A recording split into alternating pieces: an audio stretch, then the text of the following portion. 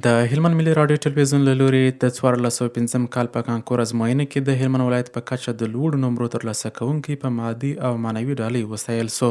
شاه محمد د حبیب الله زوی چې د سږ کال په کانکور ازموینه کې د هلمند ولایت په کچه تر ټولو لوړې نمرې 353.8 نمرې ترلاسه کړي وې، د هلمند ملي راډیو ټلویزیون لخوا د نوموړي علمي هڅې وستایل سوې. د یاد راډیو ټلویزیون امیر مولوي نظر محمد زاهد وایي په راتلونکي کې به هم د دا ډول استعدادونو د قدر او ودې لپاره خپلې هڅې دوامداره وساتي ترڅو علمي هڅو ته د زده کوونکو پاملرنه زیاته سي. دا چې شاه محمد د سږ کال 1405 د کانکور په ازموینه کې د هلمند په کچه باندې لوړې نمرې وړي وې او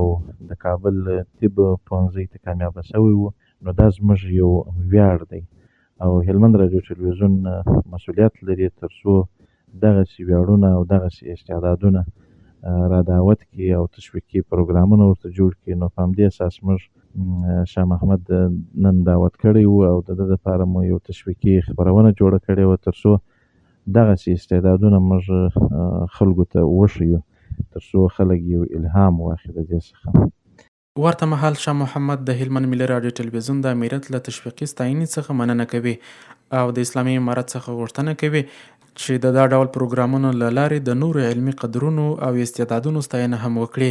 ترڅو په علمي برخه کې استعدادونه لا وغوړېږي. زما د بریا راز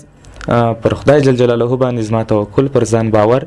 او یو منظم پلان زما سره و چې تر هغه منظم پلان لاندې ما خپل دوامداره مطالعه کول او خپل هدف ته ژمن اوسېدلم او خپل هدف ته ورسېدلم. مننه کوم د ملي راډیو ټلویزیون دغه څخه چې زه راوغوښتلم، ماته بلنه راکړه، دا ماته هر څه د دې څخه نړۍ مننه کوم. دا زما په زده کړو په داخل کې نور هم ما دې ته هڅوي چې زه به په راتلونکي نور هم کوشش کوم چې موږ په هلمند کې داسې خلک لرو چې د علم او د پوهې په قدر پوهېږي.